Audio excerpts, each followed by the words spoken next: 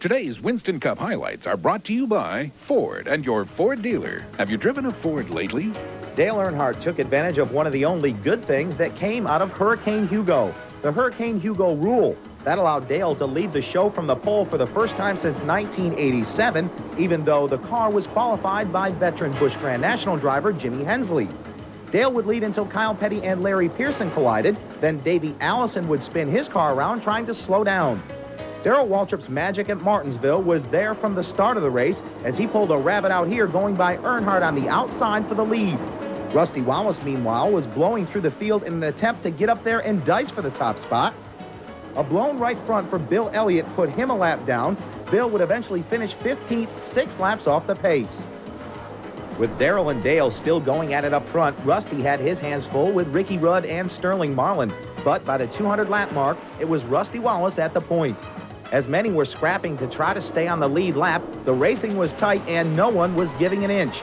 Kyle Petty had his best car of the year as high as 4th until he blew an engine with his peak Pontiac. As they approached the halfway mark, career performances were already had by Ernie Irvan and Dale Jarrett as both were at the front of the pack.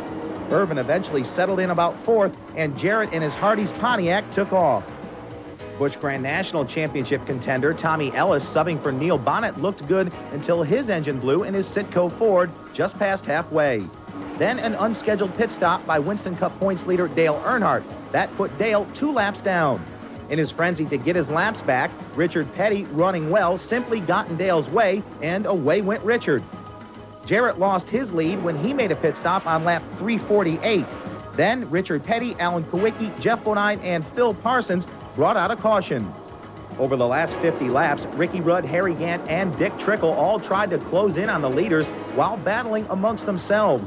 Wallace and Waltrip dueled for the honors at the front, and it was here that the move of the race came. Darrell goes down on the inside and puts Dale a lap down and drops Rusty to 2nd. Gant and Trickle also got by Rusty in the closing laps.